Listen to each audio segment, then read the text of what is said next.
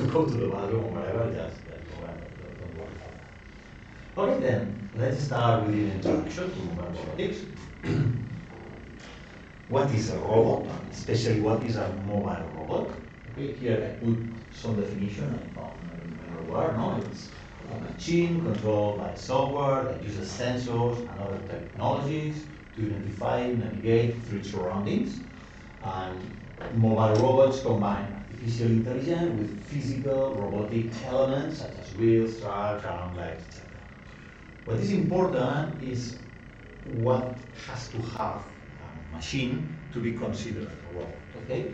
And I believe that the three things that are important, that if you don't have these three things, you cannot be a robot, you cannot be considered a robot, no? A machine cannot be considered a robot, is you need sensors to perceive the world. If you cannot perceive the world, you're not a robot. And the sensors, you can divide the sensors between proprioceptive sensors and exteroreceptive sensors. The first one are sensors that try to measure, sensors basically measure things, no? Try to measure internal things of the robot. For instance, the battery level of the robot. For instance, if a joint is rotating or is not rotating, or in which exact position is this joint, things like that. While the exteroreceptive sensors try to measure things that are in the surroundings of the robot. For instance, a camera is gathering light.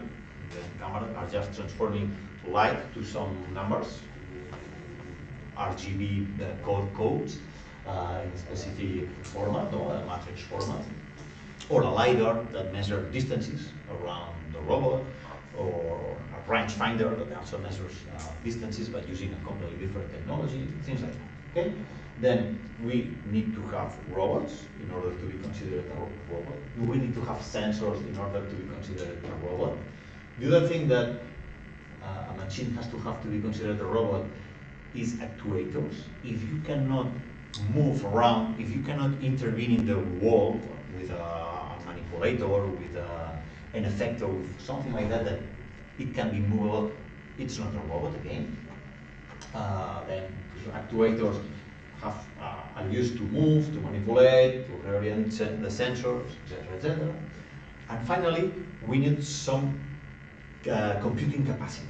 Okay, we need some CPU, GPU, whatever, in order to take this information, process it in some way, and ask these actuators to perform some order. Okay, these three elements are super important. Also here, in the computing capacity, there is something that is very important. That is, the robots have to be a little bit of general purpose things. Okay, if it's a machine that is always doing the same, even if it has a sensor and it has an actuator but cannot be programmed, it's always executing exactly the same program, it's not a robot again. Okay, robots have to have this capacity to be programmed, to be able to perform different things. Okay, just changing the software. Okay, and what is the difference between the manipulators that you are going to see in robot manipulation, that is another of the courses that you have in these masters, or the mobile robotics that you will see here in autonomous systems? Okay, the manipulators, or the industrial manipulators, because we normally found the robots in the industry, have a fixed base. Okay, then yes, it's true, they move, they have joints and links, and the joints move, therefore the links move, and then they have that, they have actuators.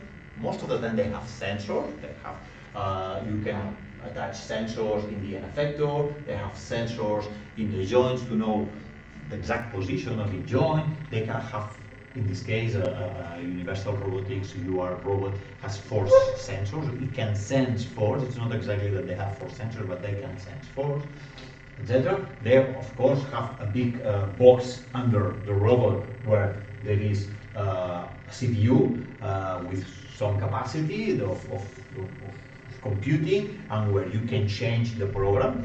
It's a robot. It's clear that this is the robot.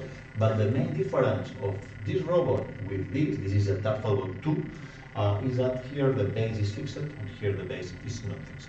Okay, it's mobile.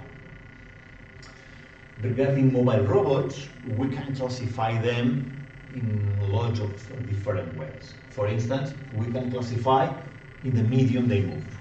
Okay, we have land robots that sometimes land robots are just told mobile robots, and here we can have from very simple robots like the turtle bot that you are going to do some labs here, from autonomous car. Okay, autonomous driving cars are robots. They have sensors, they have actuators, basically two actuators, steering and a brake acceleration pedal. Only these actuators, but they have actuators.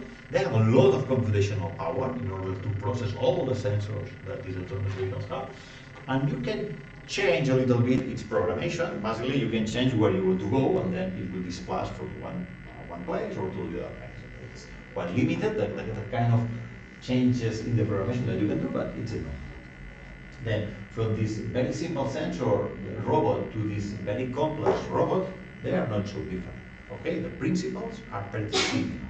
Of course, the level of safety and the kind of sensor and how expensive the sensor this is very different. But the principles that we are going to study using these small robots can be directly moved or applied to the other one. Then we have another domain of robots that are marine robots.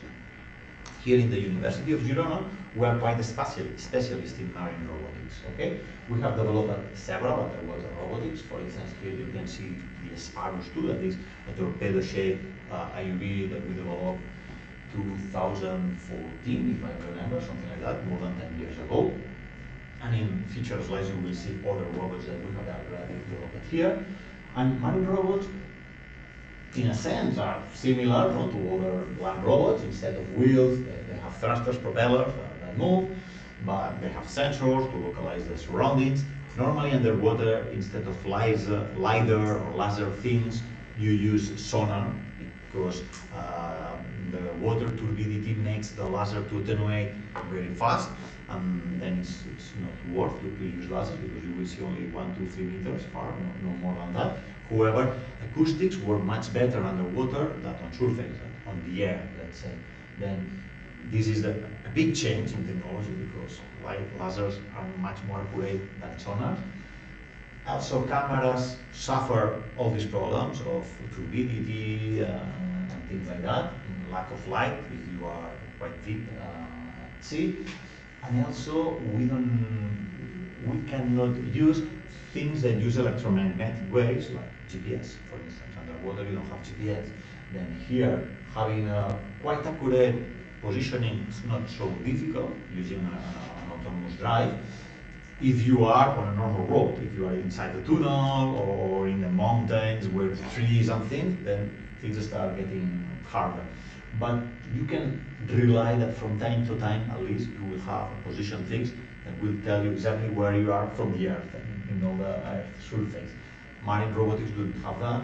Also, they do not can rely on Wi-Fi communication or radio communication, even though because it's these electromagnetic waves attenuate super fast. And finally, maybe the other big group of robotics that we have are the aerial robots. Okay, aerial robots are quite similar to marine robots in the fact that both of them can move freely in 6 degrees of freedom. They also use propellers. Of course, this one moves much faster than this other because of the fluid that they are in water. These are in air, no? And they have different problems. Here we have the problem that we don't want the water to get inside. Here we have the problem that if something fails and the robot stops, it falls down and breaks. Then I would say that both domains are quite hard. For the people that is doing IFROS and that later in the first semester will move in Zagreb. They have very nice aerial robotics and an arena. And for the people that move to ELTE, they have lots of land robotics. Four wheels land robotics that can go for rough terrain. They also have some of these nice LiDARs to do some perception, apply some deep learning or perception to them, etc. Okay, then I think that with the IFROS master, we can cover more or less the 3 domains. For the people that is doing MIRS, we will cover mostly the first and the second domain because we don't have any aerial vehicle that we can use here. Not only the medium in which the robot moves, it's a way to classify robots. We can classify also for the area we use. And here we mostly have the industrial robotics. That industrial robotics are not only arms. Nowadays, you know that one of the business that has grown more the last year is selling through internet. And selling through internet, it means that you need big warehouses to all the countries, because you cannot sell things from China to Girona or from States to Girona. The thing has to be close, otherwise when you go to Amazon and you buy something, it will take 2-3 weeks to arrive and you want it in 24 hours. And all these warehouses that are huge, they used to be with workers that just go and move the pieces from one side to the other. But nowadays, they have these robots, okay? These are robots that are quite low-profile robots that move under the stacks of packages, and they just go up. This part here has a small piston that allows it to move up and down. And with that, they move the boxes one place to the other. Of course, there is still workers that just pick up things and put it in boxes and things like that, but probably in the future, these people will be also removed by some robots, okay? Then we have, for instance, underwater, the robots that we have underwater are normally teleoperated. Okay? These robots they are called working class drones, remotely operated vehicles. They are very used in the energy industry, okay, petrol industry, but also for scientifics. Every year, more or less, I used to go with a scientific oceanographic research vessel, and in the research vessels, they used to have one of these ropes, and the scientists that go in these vessels, then they just sit next to the teleoperator on the deck of the boat, and as the teleoperator, okay, go there, take pictures of that, try to pick up a sample of this other thing. Is this a real robot or it is not? They have sensors, they have actuators. Of course, they have some power computational capacity, but most of the computation is done by the operator on board of the vessel, okay? Then, okay, they are robots, we call them robots, remotely operated vehicles, but we call them robots, but they're teleoperated robots. And another field that is growing super fast is the service robots, okay? Well, 10 years ago, we only see Roomba-like robots, and this is the truth. It's true that nowadays we still only see Roomba-like robots at homes. It's crazy how fast humanoid robots are starting to doing the chores of a house.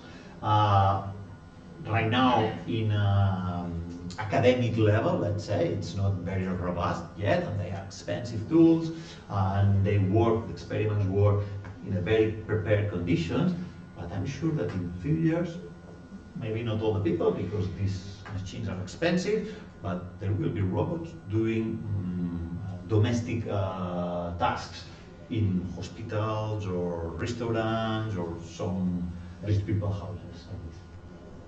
Okay, for another typical or popular way to classify robots is regarding the application that we give to the robots.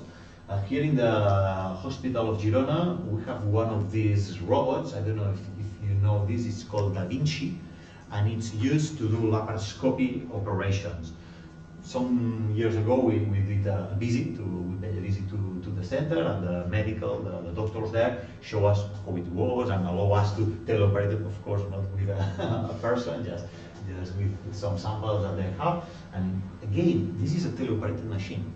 It's not the robot operating you, it's the doctor operating you. However, the doctor, instead of having to do everything manually, it just goes in a room, no, it's exactly next to the patient, and with nice cameras, he can see the thing, he can do large movements to take something or to cut something, and then this is translated to micromillimeter movements in the robot that has lots of precision, etc.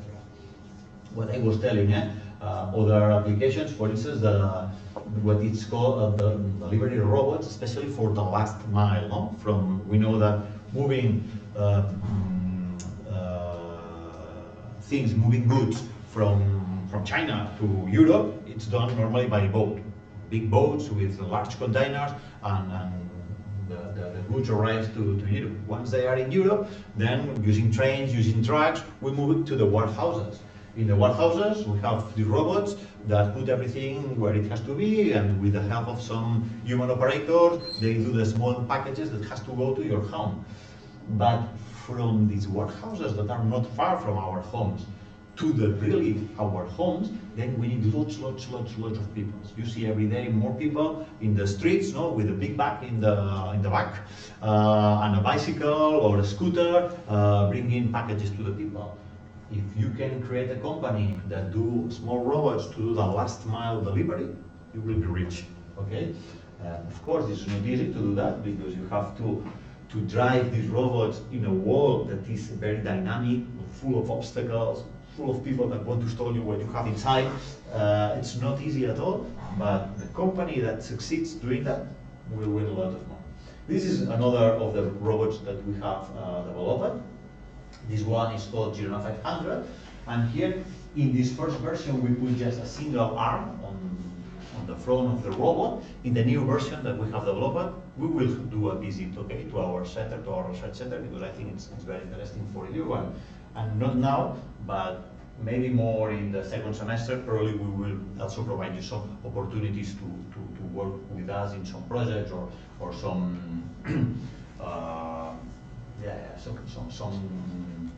some small projects that are attached to other big projects that we have. Then in this new version that we have of the Girona 500, instead of one single arm, we have two arms, and then we can do manual manipulation underwater. That is something that almost no one is doing right now. And at least we have the meat, we have the underwater robot, we have the underwater manipulators, we have a big pool to test these things, and it's a very interesting topic. And for what we use this, mostly we use it for science, okay? It's what I told you, that almost every year we try to go with an oceanographic research vessel with scientists. In Barcelona there is an institute that is called Institut de Ciències del Mar, Marine Science Institute, and we used to collaborate with them and we inspect marine protected areas and things like that. However, most of the things that we do are basically we gather images with cameras, with sonars. We don't do intervention underwater. Now we are starting to do intervention in a pool or in a harbor, things that are quite controlled, not at 400 meters underwater where you have no control at all. But the idea is to increase the TLR of all this technology, and in the future, in the not far future, to be able to do interventions underwater in a completely autonomous way. This will be useful for the science, but also for the IMR, inspection and maintenance and reparation of facilities, offshore facilities. Okay, there is also a lot of business also that do that, and they normally do it with this kind of vehicles. Okay, with remotely operated vehicles, not with autonomous. And another application that is growing a lot of popularity last year, and a lot of previous students have ended up doing their master thesis in companies related to that, is on farming robotics. Okay, you know that farming it's expensive because it's very time consuming. Okay, if you want to have your fields nice and you don't want to use a lot of chemicals, you need to be there. And to be there, our grandpas used to do it, being there 12, 13, 14 hours a day working. Nowadays, nobody wants to work 14 hours a day. And then the only way of keep farming in a more ecological way and be not only sustainable, but to be productive is using machinery. No, of course, there is a lot of machinery that has been invented the last 2 centuries, but right now, what it's the next step to do is using farming robotics. Okay, robots that can kill some bugs that eat your food, or that just collect the pieces that are in the mature enough, etc., etc.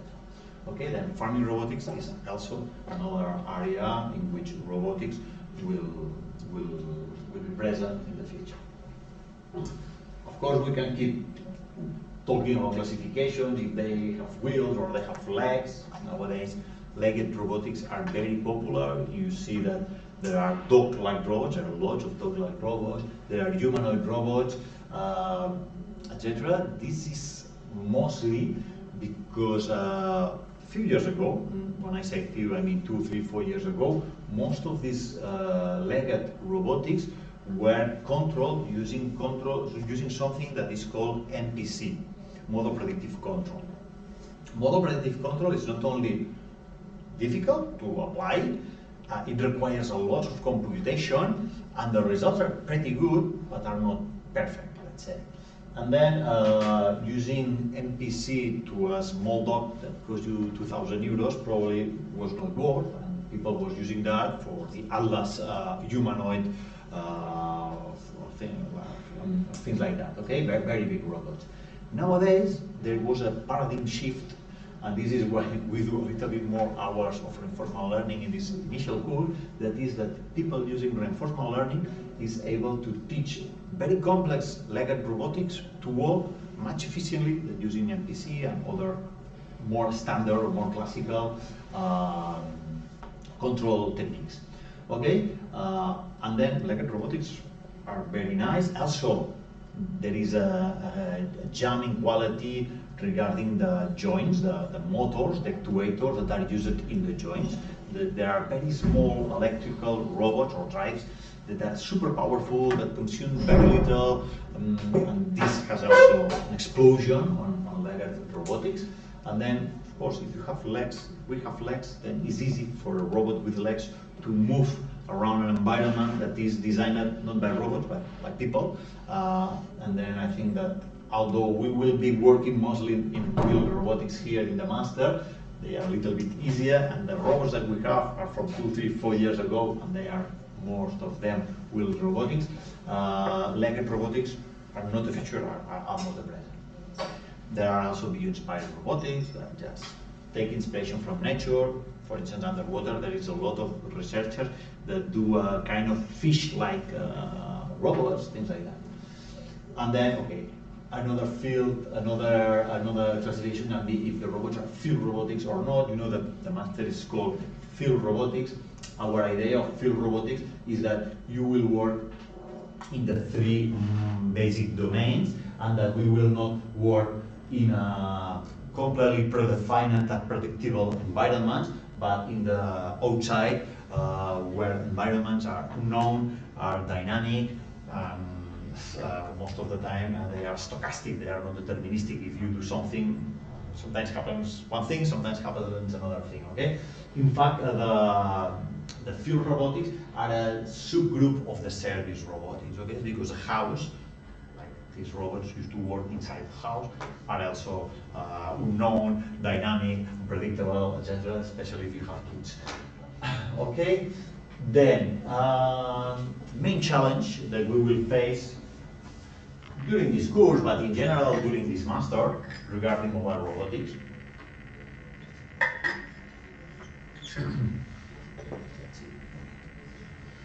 The first thing is we need to be able to perceive the environment. We have said that the robot or the machine to be said that is a robot has to be able to perceive, to have sensors, and to perceive, to sense the environment. Okay, here is an example of a turtle bot-like robot or a Roomba-like robot with a 2D LiDAR that is sensing the environment. Here I put a drawing, a special drawing that it's quite simple to understand what the robot is seeing. But if you look to the data that the robot is receiving, the only thing the robot is receiving is for each one of these red lines, it receives an angle and a range, nothing else. Then you have the list of numbers.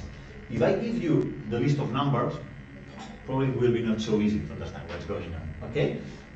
Here I plot this list of numbers that have polar positions, okay, an angle, a rho and a theta, in a way that for us is much easier, much convenient to understand. But what the robot really sees It's just a list of numbers. Okay, this is important to get it clear, because when you try to put yourself in the position of the robot, then you understand the difficulty of some things. The second is, okay, given these numbers, let's try to understand what is around me, okay? The understanding the environment. Here you can see, maybe you just see these bullets, these points, but this in fact, it's a room with this probably is a table, but because a robot is a Roomba-like robot that it's 10, 15 centimeters tall, then you just see only the 4 legs of the table. These points here, that here is a static drawing, but that they were moving, probably someone that is moving for the room, no, from the top down. Trying to understand that, okay? This is a process that will be you will do that both in machine learning, both in multi-view geometry. You will be doing that in hands-on perception during the second semester, but moving from the raw data that your sensors get to something more symbolic, something that has some meaning, it's very difficult, okay? This is true that deep learning has made a huge jump in this part, in this problem that we used to have in robotics. Okay, but even that, we need more new algorithms to understand how to process the data, to improve the sensors, etc., etc. The third thing that you will be working during this master is on localizing the vehicles, okay? Not the vehicles or the robot, sorry. This is something that sometimes we give as granted, but it is not. And if you don't know where, if the robot doesn't know where it is, it can do nothing, okay? It cannot move to one position if it doesn't know where it is. It cannot know, it is unable to map something if it don't know where it is, okay? Then localizing the vehicle is something that is key, and it's not easy. It's not easy at all. As I told you, if we are outside and we have a nice GPS, a differential GPS that tells us a very precise positioning, 1-2 centimeters of error, it gives us also the orientation. This is easy, then it's easy. But if we are indoor, just here, we don't have GPS. Probably, maybe we are close to the window and a good phone, maybe we have a little bit, but we don't have a good GPS at least.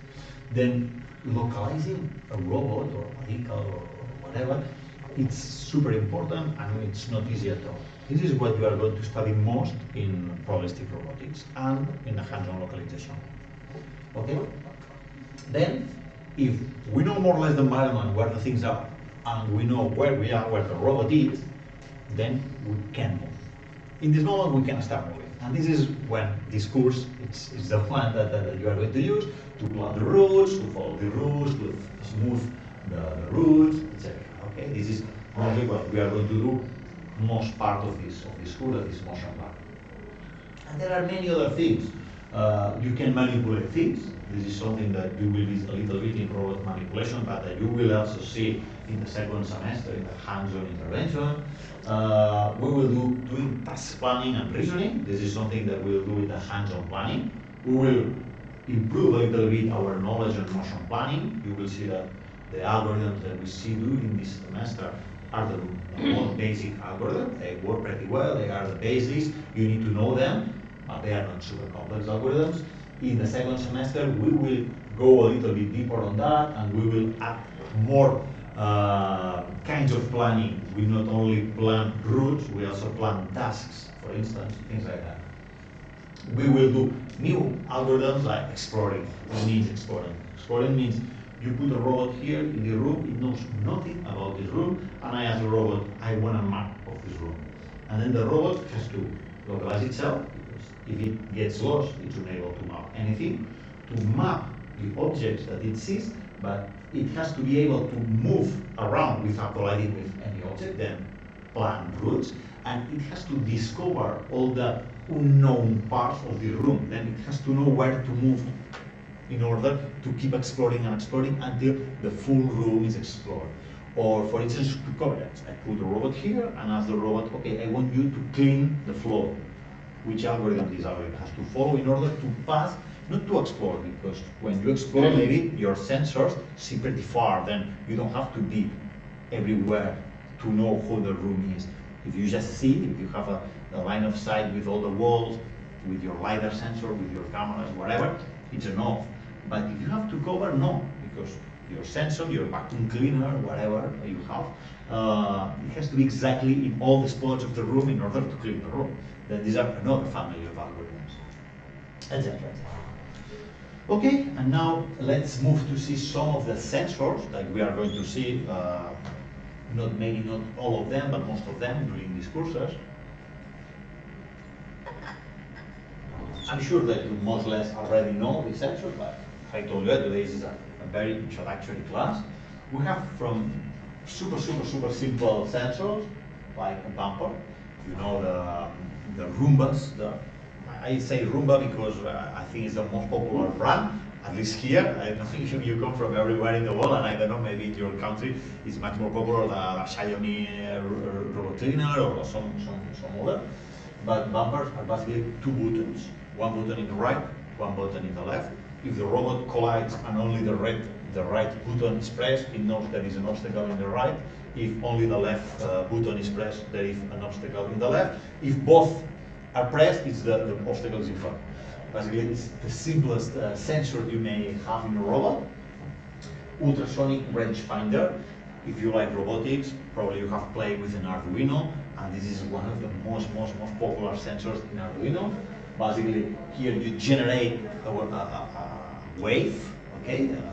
I don't remember which frequency it is, but you generate a pulse. It's an audible pulse. In fact, when you play with that, you listen to this noise all the time, and then it generates just a very short wave. And when the wave bounces with the wall, the other receives the other transducer receives this wall, and then you count how many times has happened until you generate the wave and you have received the wave. You divide this time by 2 because the wave have go through the wall and then come back, and you need to divide it by 2, and then you have time. You have to pass this time to meters, knowing that the speed of sound, I think that in air is around 300 something. In water, that is where I work, is 1,500. Normally, depending of the salinity, normally is 1,500. Under on air, it's much less. It's 300 something. I don't remember the numbers. This is exactly the same, but underwater. Okay, it's like an ultrasonic underwater, but this is mechanical. What it means is that imagine that this head it's rotating, and it takes a while. Maybe it takes 20 seconds to do a full rotation, but because of that in water sound is much faster, then we can rotate it faster than what we could do on air, and then we can have a kind of LiDAR to the LiDAR, but it's not LiDAR, it's acoustic. Okay, but it's very similar to the LiDAR. That is one of the sensors that we will be using in this course, or at least in the hands-on planning. Yes, please, if you can close the door. Thank you. Then these two sensors, in the end, give us exactly the same information. One generates information acoustically. It takes around 20 seconds to do a complete turn, and it's quite noisy. The other can provide us 5 or 6 turns per second, and it's much more precise. Okay, this is the difference of working underwater or working outside of the water. Whenever you have the data, it's the same. Okay, it can be more noisy or less noisy, but the data is the same. You can have 3D LiDARs. The difference of 2D LiDARs and 3D LiDARs is 2D LiDAR is just a single beam that rotates very fast, but rotates. The 3D LiDAR is a beam. It's a fan. So it's a kind of multiple rays, 100 rays, something that rotate very fast. This is the ones that used to have the good autonomous driving cars. Okay, the cheap ones just use cameras. The good ones use LiDAR. Okay, there are lots of nice videos in YouTube. What happens when your autonomous car has a LiDAR, and what happens when it has a camera? And normally, the one that has a camera used to be crashed by the end of the video. Spoiler. Then you have cameras. Okay, this is the most popular sensor. We have cameras everywhere. Doesn't matter if you are a drone, an AUV, an autonomous car, a manipulator, whatever. We always have cameras. But we can have plenty of different kinds of cameras. We can have monocular cameras, single camera, but this can be infrared. It can be different spectral waves it can gather, etc., etc. We can have stereo cameras, that is two monocular cameras, where this distance, the distance between the two lenses, is very well calibrated. We know exactly, and because we know exactly that, then is what happens. No, if I put this controller in front of me, if I look with one eye or I look with the other eye, I see it more in the right or more in the left, with respect to what is behind, no? The skeleton in this case. Then doing this triangulation, because we know this baseline and these two cameras used to be calibrated, very well calibrated, then is what Nuno will explain you in the multi-view geometry. We do something that is called epipolar geometry, and we can compute for a particular point, feature of that we can detect with both cameras, with the left and the right camera, we can detect its 3D positioning. Then stereo cameras do not only provide an image, it provides a 3D, okay? It provides at least a 2.5D. For each point, they give you the depth. Of course, I cannot know what it's behind. I don't see it. I only see this face. And sometimes we don't call exactly 3D, we call it like 2.5D. Then we have the RGBD cameras that some people confuse the RGBD cameras with the stereo cameras. This Nuno will explain you better than me. But the big problem with the stereo camera is when you don't have texture. Okay? If my bottle was completely new, that it is not, and it has lots of scratches, but if it was completely new, when I look with one eye or with the other eye, I just will see green. Everything was green, is green. And if everything is green, I cannot find these features that then say, okay, this feature in this eye is a little bit more in the left, and in this eye it's a little bit more in the right. Then, because I know the distance between the two eyes, the bottle is exactly at this position. I will only know that for the periphery, for the edges, no, where I have the background and the bottle color. To avoid that, what the RGBD cameras do is add to the stereo cameras a projector that projects infrared pattern. You don't see the infrared pattern, but it's there. Then even that what you have in front of you, it's a completely white wall, for instance. What the camera sees is the pattern, the infrared pattern, because it's very clear to see the infrared pattern. And then just looking how this infrared pattern deforms, they can estimate the 3D. Also, it's easier to detect 1 pixel in this infrared pattern with one eye and with the other, etc. Then this improves on the stereo camera, adding this projector. And finally, we have the radar. Radars, they use a similar technology than a camera, but in a different frequency. Okay, they just sonificate not with sound, with electromagnetic waves, and then when they receive the bounds of that, they build the kind of image by using a completely different kind of electro waves. Okay, and the good thing of radars is they are quite cheap right now. They are not very expensive. And they are not affected by the weather. Imagine that you have a very expensive car with a camera that helps you to drive, but it's raining a lot. I don't know if you were here this weekend, but on Sunday I was driving in the middle of the afternoon and I see nothing. There was so many water that I wasn't able to see something. Because the camera, it's very affected because of that. However, the radars, because the density of the water and the density of a car in front of me is very different, then they can detect only the cars. And then it doesn't matter if it's raining, if it's the sun touching just in front of me, or in front of the camera and blinding the camera, if it's super dark in the night, if it's super clear in the midday, whatever, all these weather effects affect a lot the cameras. The camera is exactly the same always. Okay? The problem is the resolution. The resolution that you have with the radar is not the same that you have with the camera. But combining these two things helps a lot the autonomous cars. For instance, this autonomous brake system that lots of cars have. No? If the car in front of you brakes, then the car autonomously brakes.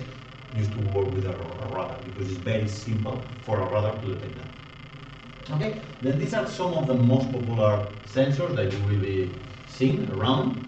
And then what are we going to do with these sensors This is the one that we are going to use to perceive the environment, remember, perceive the environment. But how we transform this into something that is good for us, that we can use. Okay, then for instance, mapping, and we can map plenty of different things. For instance, if we have a sensor like the ultrasonic sensor or the LiDAR sensors, the information that all these sensors provide to us is range. They tell me, in this direction, there is no obstacles till, I don't know, 2.6 meters away. Okay, this is the information that these sensors give me. In 2D, in 3D, all around me, just in one direction, doesn't matter. They just give me this information. I can combine this information and create a map like that. Okay, the second figure that you see here, this is a representation in 3D of occupancy. Okay, the cells that are green here are the borders of some obstacles. The interior of the cells that are dark green is unknown region, you don't know where it's inside. And the cells that you cannot see because we have been removed, they mean that they are free. Okay, then this you can have it in 2D or in 3D, in this case in 3D, and this case was done with underwater mechanical scanner, but more similar to the 3D LiDAR than to the 2D LiDAR. Okay, I will explain you that another time. Here, for in the first figure, however, you have a completely different map. This map is not using the information of it's free or it's occupied, it's using features. It's a feature map. Okay? Features maps are very useful for localization. If you are able to detect some specific features in your surrounding that is very distinctive, when you move, you just have to say, okay, for instance, for me a very distinctive feature can be the door. Okay, then I can be moving around, and when I look to the door, I know, okay, then I'm in this part of the room, I'm in the other part of the room, I'm in the other part of the room. In this example here, I think I have the video later. The feature that the people was looking is the corners. You see, corners. For instance, here we have a wall that is this orientation and a wall that is this orientation. And here we have a 90 degrees corner. But here there is another 90 degrees corner and another and another and another and another. It's a feature that is very easy to detect with the 2D LiDAR. It's very robust because the corner is always there. If you look to the wall, okay, this wall is quite short, it's fine, but this wall is very long. I can see the wall here, or I can see the same wall there. Then where am I? I can be here, I can be there, I can be there, I can be there, and I will have always the same view. However, if I see a corner, this is perfect. If I see the corner here, or I see the corner here, I can know where am I, just with a single corner. Of course, if you have multiple corners, it's even easier. Other features that you can do, or other ways to understand the environment. For instance, for autonomous driving cars, no, you can recognize the traffic signs. Lots of cars nowadays have this implemented.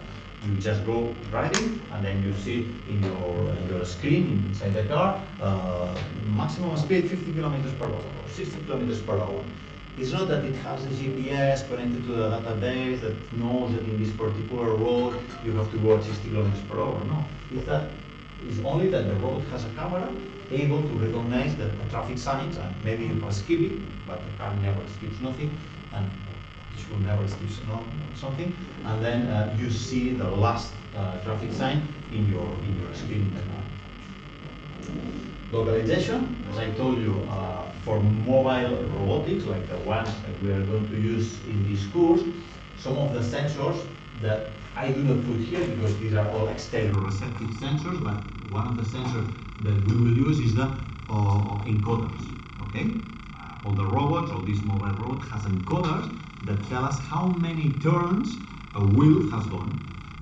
If I know the size of the wheel and I know the separation between the two wheels, this is a standard differential drive robot, pero without, then I just can compose them with some very simple equations that we will see later, because this is quite related of your lab, of your first lab. In fact, your first lab is almost more close to what you do in probabilistic robotics than in what we will do here in autonomous systems. And as I told you, these two courses are very overlapping, one to the other.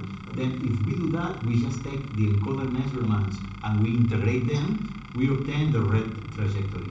However, the red trajectory is not the correct trajectory. The correct trajectory, the ground truth GT that the robot has done, is the black one. And we know that because if over the ground truth we overlap all the scans that the robot is taken while moving, and this is an experiment I did, then we obtain this is the boundaries of all the walls in the room that we were doing this experiment. If we were following the red one, we would just crashing multiple times to the walls. Then this is not correct. Then if we have this information, because what we know is not the ground truth, what the robot knows is not the ground truth. This is because I was doing this teleoperation inside the simulator. And inside the simulator you have privileged information that normally you cannot access. In this case, it's a simulator, I can access this information, but otherwise you only have the red trajectory. But because you not only have the red trajectory, you also have these scans, then you can combine the proprioceptive sensors like the encoders and the exteroreceptive sensors like the scanner, the 2D LiDAR scanner, and try to improve your trajectory using some state-of-the-art algorithms like the Kalman filter that you will see with Professor Ridao, or the particle filter, etc. Okay, I think here was the one experiment, the one that I was showing you before, in which here you have the odometry, just considering what the encoder says, and the corrected trajectory. And here the robot was getting scans from the room, but instead of storing the whole scan, it was only storing the position of the corners. When it detects two lines that intersect in an angle that is bigger than few degrees, then it assumes that is a corner. And then every time it detects a new corner, it puts this corner in a map.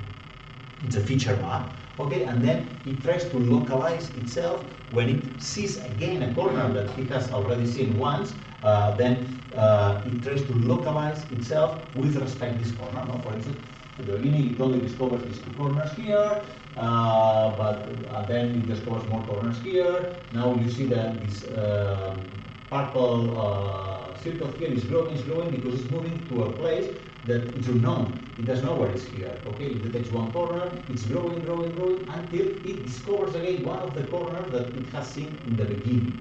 Because it relocalizes or sees again one corner that at the beginning was pretty well localized, the full localization of the robot improves on it. This is what you are going to do not with me, but with Professor Vega. Then we need to navigate to the environment. It's another of the topics that we will see in the course. Then, what I told you, navigating the environment means planning a path, following the path, and optionally, if there are dynamic obstacles, of course there are obstacles that are static, and this will be fixed or solved with the path planning, but if there are dynamic obstacles, then we need to add obstacle avoidance. If we not only want to go to a specific part, but we want to go coverage and exploration, things like that, then we need inspection, then we need to implement more algorithms on top of that, etc. Sorry, let's see if this starts. For instance, this is an experiment in which some of your previous colleagues take a turtle bot with a LiDAR scanner, put it in one of these corridors here in the P2 building, and ask it not to move to a specific position, but to explore the building.